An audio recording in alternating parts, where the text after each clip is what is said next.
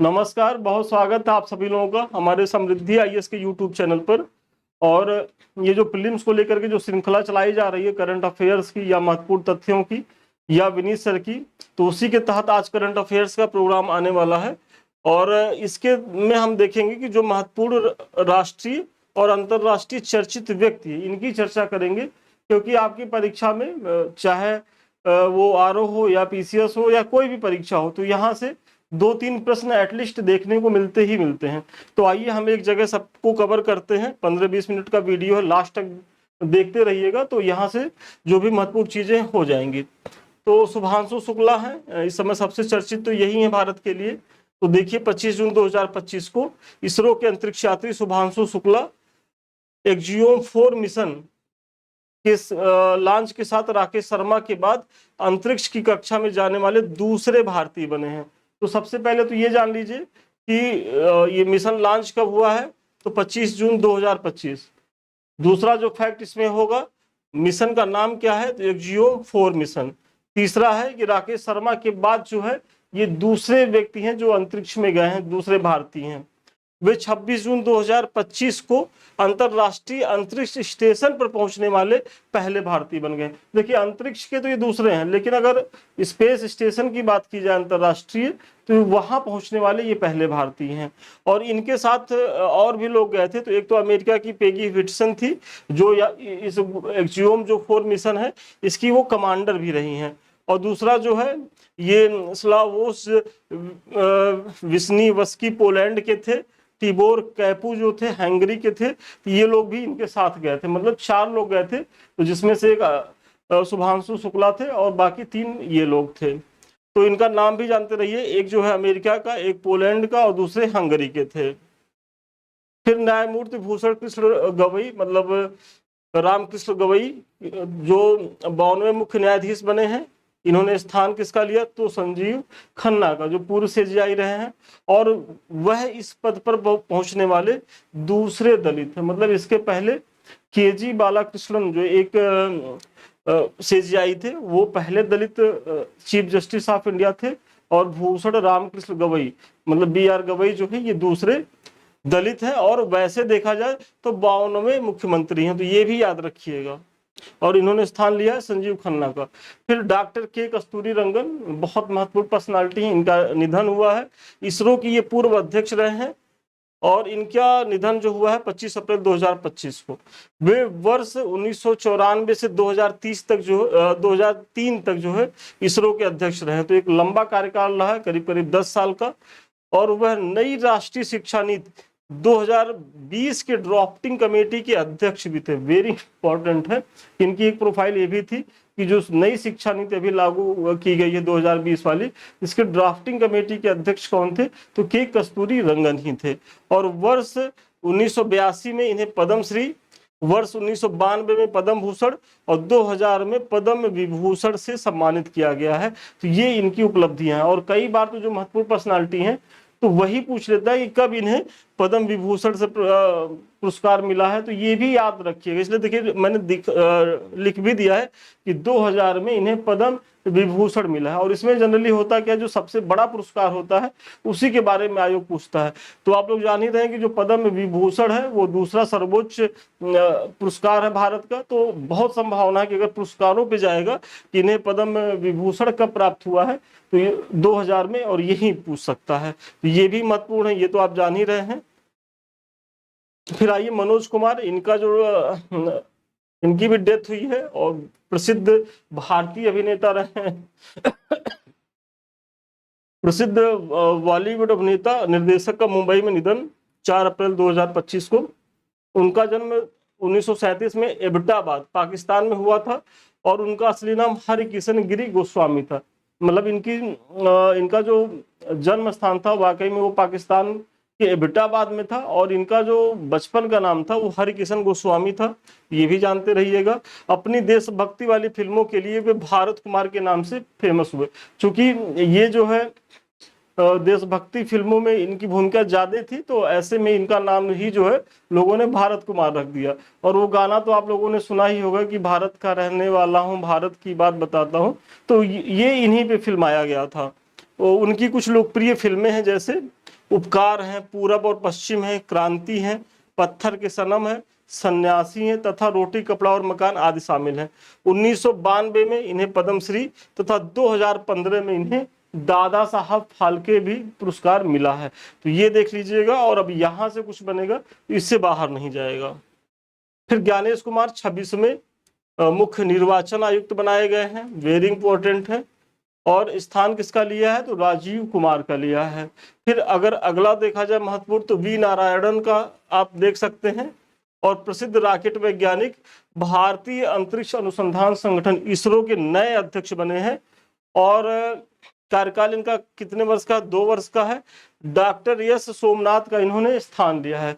तो वी नारायण स्वामी इसरो के नए अध्यक्ष बने हैं, और डॉक्टर एस सोमनाथ का इन्होंने स्थान लिया। कार्यकाल इनका जो है वो 2 वर्ष का रहेगा। संजय मल्होत्रा देश के पूर्व राजस्व सचिव हैं, वर्तमान में 26वें, वेरी इंपॉर्टेंट है, 26वें जो है वो गवर्नर बनाए गए हैं।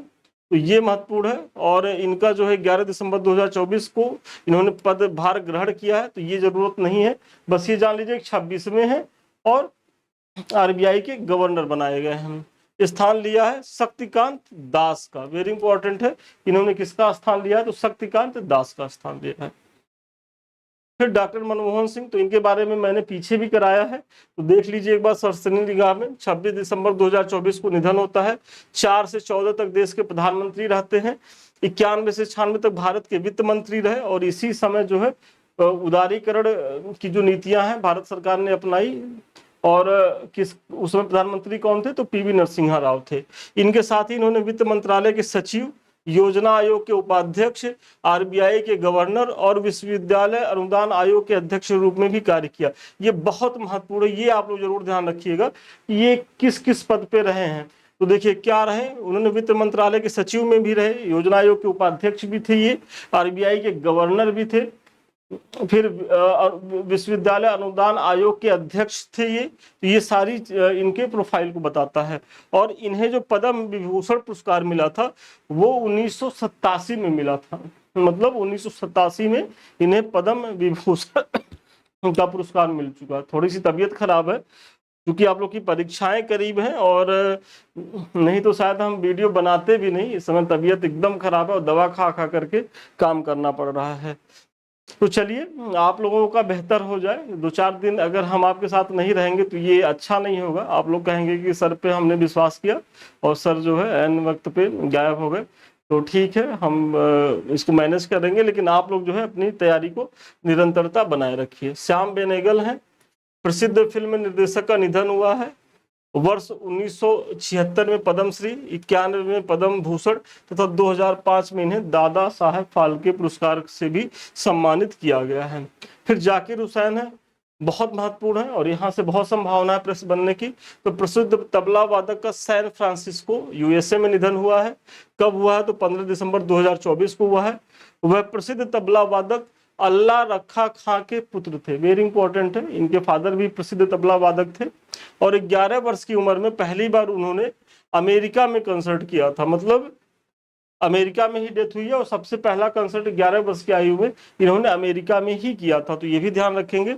6 दशक के कैरियर में उन्होंने 4 ग्रैमी अवार्ड जीते थे, वेरी इंपॉर्टेंट है। और उन्हें वर्ष 1988 में पद्मश्री, 2002 में पद्म भूषण तथा 2023 में पद्म विभूषण भी मिला है। तो लेटेस्ट वाला याद रखिएगा, 4 ग्रैमी याद रखिएगा। 2023 में जो है इन्हें पद्म विभूषण भी मिला है। तो ये भी बहुत महत्वपूर्ण है, आप लोग नोट कर लीजिएगा। अब डॉक्टर पी वेणुगोपाल के बारे में देखिए, देश के प्रसिद्ध हृदय शल्य चिकित्सक एवं एम्स नई दिल्ली के पूर्व निदेशक का निधन हुआ है। और उन्होंने वर्ष 1994 में भारत का पहला हृदय प्रत्यारोपण किया था, मतलब हार्ट सर्जन थे। और सबसे पहला हृदय प्रत्यारोपण किसने किया था, डॉक्टर पी वेणुगोपाल ने। एम्स के भी ये डायरेक्टर रहे हैं। तो ये चीजें हैं, और इनका निधन हुआ है। फिर रतन नवल टाटा है, इनकी डेथ हुई है। तो प्रसिद्ध भारतीय उद्योगपति एवं टाटा सन्स के मानद अध्यक्ष रहे हैं। और 91 से 2012 तक टाटा समूह की होल्डिंग कंपनी टाटा सन्स के ये अध्यक्ष हैं। तो 91 से कब तक रहे हैं, 2012 तक रहे हैं ये। सतीश कुमार रेलवे बोर्ड के नए अध्यक्ष एवं सीईओ के रूप में कार्यभार ग्रहण किया। ये परिवार लिख गया है। तो सतीश कुमार के बारे में जानिए कि रेलवे बोर्ड के नए अध्यक्ष बने हैं। भूपेंद्र यादव केंद्रीय मंत्री हैं, जून 2025 में इंटरनेशनल बिग कैट अलायंस के अध्यक्ष बनाए गए हैं। वेरी इंपॉर्टेंट है। बिग कैट अलायंस के जो अध्यक्ष बने हैं कौन? भूपेंद्र यादव बने हैं। राजीव किसड़ा है, ये उत्तर प्रदेश के बच्चों के लिए महत्वपूर्ण है। उत्तर प्रदेश के नए कार्यवाहक डीजीपी बनाए गए हैं। और केशु वेणुगोपाल जो है, मैंने पीछे भी बताया, लोक लेखा समिति के अध्यक्ष ये बनाए गए हैं। देखिए, आगे बढ़ने से पहले आप लोग जान ही रहे होंगे कि मुख्य परीक्षा के बैचेज हमारे यहाँ चलाए जाते हैं। तो इसी कड़ी में ये हमारा मेंटरशिप बैच अभी चल रहा है और इसमें काफ़ी डिस्काउंट भी है। तो यदि अभी तक आप लोगों ने इसे ज्वाइन नहीं किया तो ज्वाइन करें, क्योंकि एक चीज़ जान लीजिए, पीटी तो केवल भीड़ छाटने का जरिया है। अभी चूंकि पीटी की परीक्षा है तो आप लोगों को सबसे टफ यही लग रहा होगा, लेकिन 2.5-3 महीना कहीं भी फोकस्ड होंगे किसी भी पीटी की परीक्षा में, यदि आपका बैकग्राउंड ठीक है तो आप उसको पास कर लेंगे। लेकिन अगर मुख्य परीक्षा गड़बड़ है तो पीटी पास करते रहिए, मेंस में फेल होते रहिए। मतलब आप वही सांप सीढ़ी वाली स्थिति में है कि आप जैसे बढ़ते सांप काट के नीचे गिरा देता है, तो वही है कि यदि मेंस अच्छा नहीं है तो फिर आप जो है फाइनल सिलेक्शन नहीं ले पाएंगे, क्योंकि मेंस ही जो है मुख्य है, बाकी तो सब गौड़ है।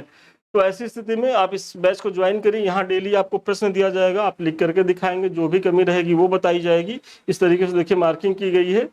और फिर हम आपको जो है मॉडल आंसर भी देंगे। मतलब ऐसा नहीं है कि हम आपको यहीं तक नहीं छोड़ेंगे, और हमारा ये प्रयास है कि हम प्रत्येक प्रश्न पत्र से मिला करके 750 प्रश्न, मतलब 1 से लेकर के जो 6 प्रश्न है, 6 प्रश्न पत्र, वहां से 750 से अधिक प्रश्न करा दे और ऐसे मॉडल आंसर दे दे, ताकि जब आप मुख्य परीक्षा में जाएं तो बहुत सहज स्थिति में रहे। तो नंबर फ्लैश कर रहा होगा, आप वहां फोन कर सकते हैं अधिक जानकारी के लिए।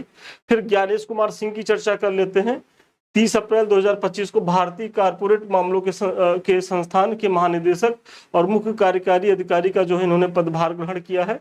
फिर न्यायमूर्ति सूर्यकांत है, तो न्यायमूर्ति सूर्यकांत को नालसा का जो है वो अध्यक्ष बनाया गया है, मतलब राष्ट्रीय विधिक सेवा प्राधिकरण का। तो आप लोग जानते ही होंगे कि चीफ जस्टिस पूर्व सीजीआई या उच्चतम न्यायालय की ही जो जस्टिस होते हैं उनको बनाया जाता है। तो न्यायमूर्ति सूर्यकांत को बनाया गया है।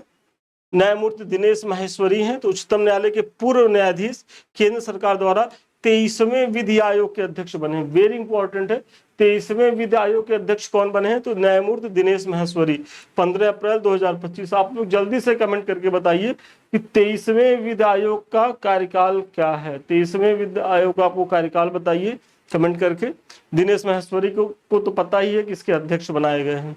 डॉक्टर वी अनंत नागेश्वरन, भारत के मुख्य आर्थिक सलाहकार, केंद्र द्वारा उनके कार्यकाल में 2 वर्षों की जो है वो वृद्धि की गई है। तो जो हमारे मुख्य आर्थिक सलाहकार हैं डॉक्टर वी अनंत नागेश्वरन, तो इनको 2 वर्ष का सेवा विस्तार दिया गया है।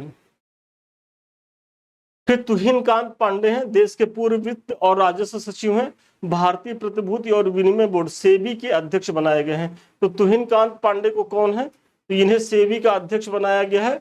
और शक्तिकांत दास जो पूर्व गवर्नर थे आरबीआई के, उन्हें केंद्र सरकार द्वारा प्रधानमंत्री नरेंद्र मोदी के प्रधान सचिव द्वितीय नियुक्त किया गया है। वेरी इंपॉर्टेंट है, मतलब वहां से जब इनका कार्यकाल खत्म हुआ तो फिर इन्हें प्रधानमंत्री का जो है वो प्रधान सचिव बनाया गया है, और द्वितीय मतलब एक और है, इनका नंबर दूसरा है।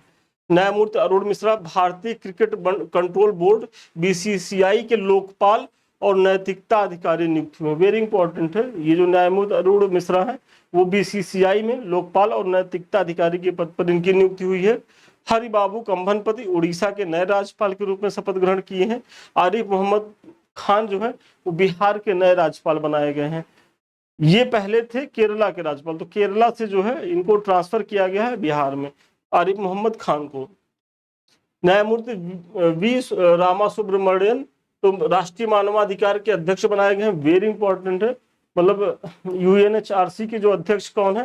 तो न्यायमूर्ति वी रामा सुब्रमण्यन। के संजय मूर्ति, भारत के नियंत्रक और महालेखा परीक्षक का इन्होंने पदभार ग्रहण किया है। किसके स्थान पर? तो गिरीश चंद्र मुर्मू के स्थान पर बनाए गए हैं।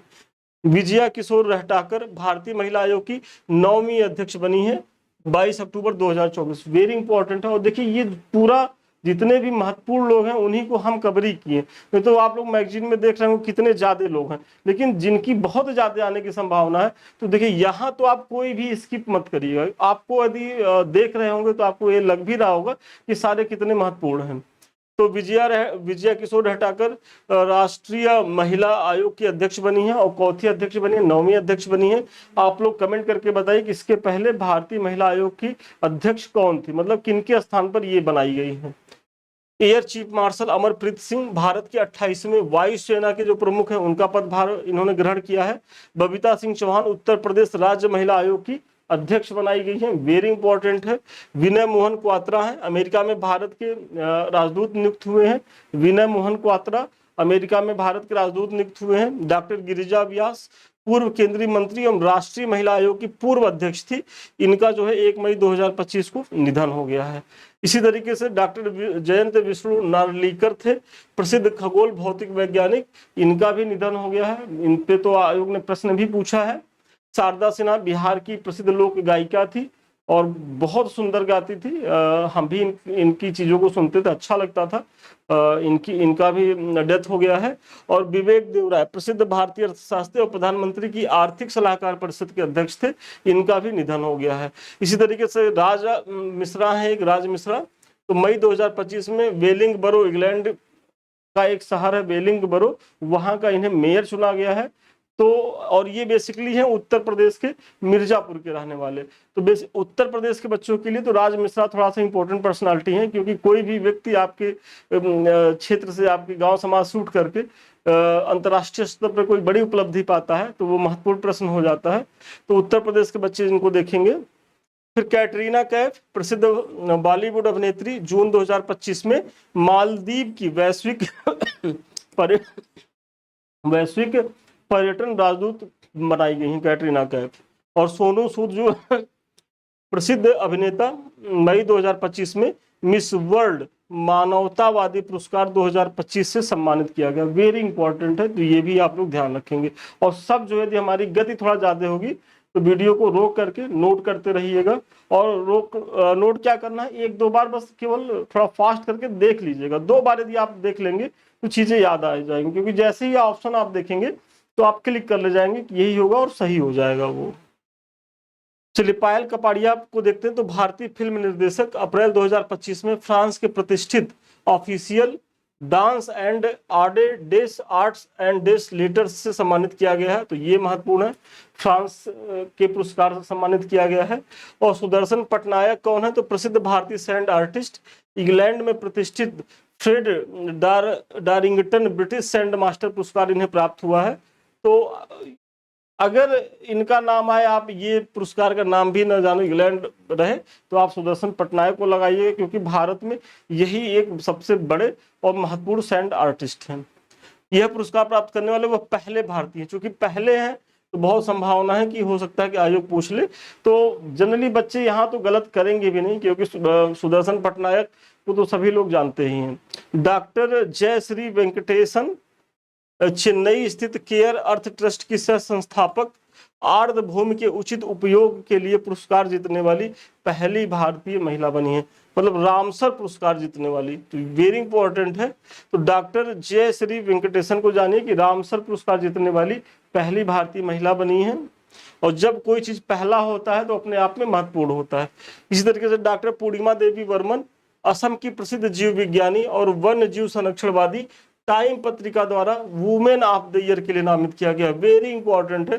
टाइम पत्रिका द्वारा वुमेन ऑफ द ईयर के द्वारा किसे नामित किया गया है, तो डॉक्टर पूर्णिमा देवी वर्मन। कहाँ की हैं, तो असम की हैं। और पेशा क्या है, तो प्रसिद्ध जीव वैज्ञानी हैं। इसी तरीके से काम्या कार्तिकेयन की बात करें तो मुंबई के नेवी चिल्ड्रन स्कूल की 17 वर्षीय छात्रा, 7 महाद्वीपों में से प्रत्येक की सबसे ऊंची चोटियों पर चढ़ने का, विश्व का सबसे कम उम्र की महिला का इन्होंने जो है खिताब जीता है। तो बहुत महत्वपूर्ण है। काम्या कार्तिकेयन के भी बारे में जानिए। मोहना सिंह तेजस फाइटर स्क्वाड्रन में शामिल होने वाली भारत की पहली महिला पायलट बनी है। तो मोहना सिंह कौन है, तेजस स्क्वाड्रन में शामिल होने वाली भारत की पहली महिला फाइटर पायलट बनी है। रोशनी नाडर मल्होत्रा फ्रांस के सर्वोच्च नागरिक पुरस्कार chevalier de la legion de honneur से इन्हें सम्मानित किया गया है। और रोशनी नाडर मल्होत्रा जो है HCL के संस्थापक शिव नाडर की पुत्री हैं और वर्तमान में भारत की सबसे धनी महिला यही है। पहले सावित्री जिंदल होती थी, लेकिन अब अगर आएगा कि भारत की सबसे धनी महिला कौन है तो वो है रोशनी नाडर मल्होत्रा। फिर प्रोफेसर अनंत चंद्र कासन के बारे में देख लीजिए कि भारतीय मूल के अमेरिकी प्रोफेसर जून 2025 में मैसाचुसेट्स इंस्टीट्यूट ऑफ टेक्नोलॉजी, जिसे MIT कहा जाता है, कि प्रोवेस्ट चुने गए। और चूंकि ये इस पद पर पहुंचने वाले पहले भारतीय हैं तो थोड़ा सा ये भी महत्वपूर्ण हो जाते हैं, तो इनके बारे में भी जान लीजिएगा। फिर डॉक्टर बॉबी मुकम्मला, तो डॉक्टर बॉबी मुकम्मला भारतीय मूल के अमेरिकी चिकित्सक जून 2025 में अमेरिकन मेडिकल एसोसिएशन के अध्यक्ष बने और वह इस पद पर पहुंचने वाले भारतीय मूल के पहले चिकित्सक हैं। मतलब अमेरिकन मेडिकल एसोसिएशन के जो अध्यक्ष हैं वो डॉक्टर बॉबी मुकम्मला हैं और वो पहले भारतीय हैं जो इस पद पर पहुंचे हैं, तो इनको भी आप लोग देखिएगा। फिर एनालेना बैरबाक जर्मन की पूर्व विदेश मंत्री 2 जून 2025 को संयुक्त राष्ट्र महासभा के 80वें अधिवेशन के लिए इन्हें अध्यक्ष निर्वाचित किया गया है और वह सितंबर 2025 से शुरू होने वाले 80वें सत्र की अध्यक्षता करेंगी। रॉबर्ट फ्रांसिस प्रीवोस्ट, तो अमेरिकी धर्मगुरु, 8 मई 2025 को इन्हें नया पोप चुना गया है। तो रॉबर्ट फ्रांसिस प्रीवोस्ट को चुना गया है। कैथोलिक चर्च के इतिहास में वो पोप बनने वाले पहले अमेरिकी हैं। उन्हें पोप लियो 14वें के नाम से जाना जाएगा, तो ये इंपॉर्टेंट है, इन्हें पोप लियो 14वें के नाम से जाना जाएगा। इन्होंने पोप फ्रांसिस का जो है वो स्थान लिया था। और रोमन पोप फ्रांसिस की डेथ हुई है, तो इनके बारे में भी थोड़ा जान लीजिए कि रोमन कैथोलिक चर्च के धर्मगुरु 21 अप्रैल 2025 को वेटिकन सिटी में निधन। वह पहले लैटिन अमेरिकी पोप थे और वह 8वीं शताब्दी के बाद यूरोप के बाहर से पहले पोप थे। मतलब इनके पीछे भी ख्याति थी, तो आप इनके बारे में भी जानते रहिएगा। फिर जिमी कार्टर, अमेरिका के पूर्व राष्ट्रपति, इनका निधन हो गया, 100 वर्ष के थे।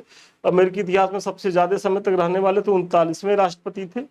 उन्हें विश्व शांति, देखिए ये इंपॉर्टेंट है, इन्हें विश्व शांति, जलवायु परिवर्तन और मानवाधिकार के क्षेत्र में उल्लेखनीय योगदान के लिए 2002 का नोबेल का शांति पुरस्कार मिला था। मतलब जिमी कार्टर को क्या मिला था? 2002 का नोबेल का शांति पुरस्कार मिला था। और 1978 में भारत की यात्रा करने वाले तीसरे अमेरिकी ये राष्ट्रपति भी थे।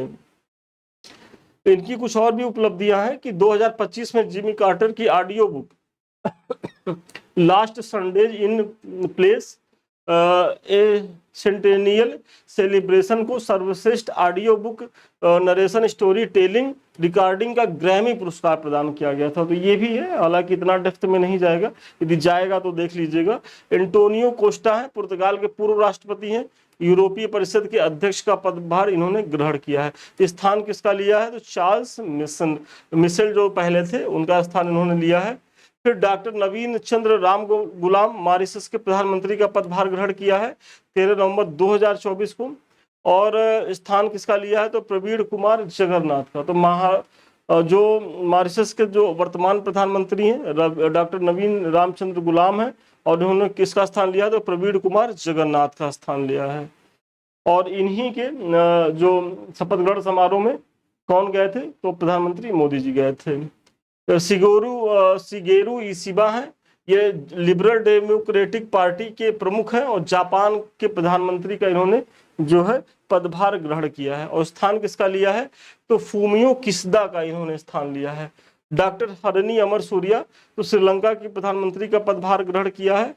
और 23 दिसंबर 2014 को अनुराग दिसानायके ने श्रीलंका के राष्ट्रपति का, तो ये अनुराग दिसानायके को आप जानिए और हरनी अमर सूर्या, तो दिसानायके जो है वो प्रेसिडेंट है और हरनी अमर सूर्या कौन है? तो ये पीएम है।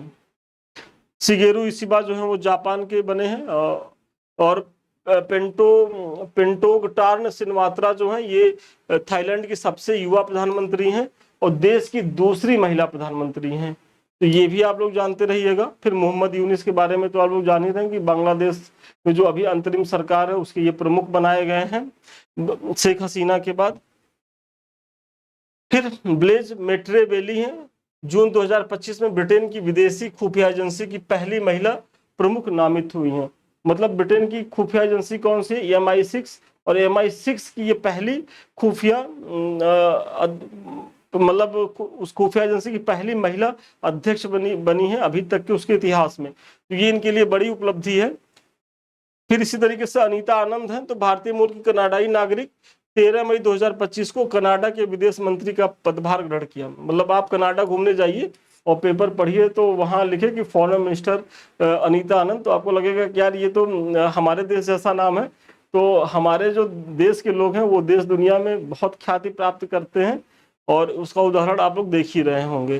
फिर कमला प्रसाद विशेषर, 1 मई 2025 को त्रिनिदाद और टोबैगो की प्रधानमंत्री का पदभार इन्होंने ग्रहण किया है। और नेटुम्बो नंदी नदैत वाह, वेरी इंपॉर्टेंट है, नामीबिया, देखिए ये नाम याद रखिएगा कि पहली महिला राष्ट्रपति के रूप में इन्होंने जो है पदभार ग्रहण किया है। इसी तरीके से तुलसी गबार्ड को देखिए, पूर्व डेमोक्रेटिक प्रतिनिधि, अमेरिका की राष्ट्रीय खुफिया निदेशक का पदभार इन्होंने ग्रहण किया है। वेरी इंपॉर्टेंट है, मतलब अमेरिका की भी जो राष्ट्रीय खुफिया एजेंसी है उसके निदेशक के पद पर कौन है? तो तुलसी गबार्ड है। आशीष खन्ना अंतरराष्ट्रीय सौर गठबंधन के नए महानिदेशक नियुक्त हुए हैं। और उर्सुला वान डेर लेन और लगातार दूसरी बार यूरोपीय आयोग की अध्यक्ष चुनी गई हैं। फिर कामी रीता शेरपा प्रसिद्ध नेपाली पर्वतारोही हैं, रिकॉर्ड 31वीं बार सफलतापूर्वक एवरेस्ट की चढ़ाई की है। मतलब यार क्या क्षमता है इनकी कि यहाँ लोग एक बार चढ़ते हैं तो उसको पेपर में छपवाते हैं और उसको बड़ी उपलब्धि जीवन की मानते हैं, और यह व्यक्ति हर साल एवरेस्ट पे चढ़ जा रहा है। मतलब 31वीं बार इन्होंने चढ़ाई की है। प्रबो सुबियांतो इंडोनेशिया के राष्ट्रपति, 26 जनवरी 2025 को 76वें गणतंत्र दिवस के मुख्य अतिथि थे।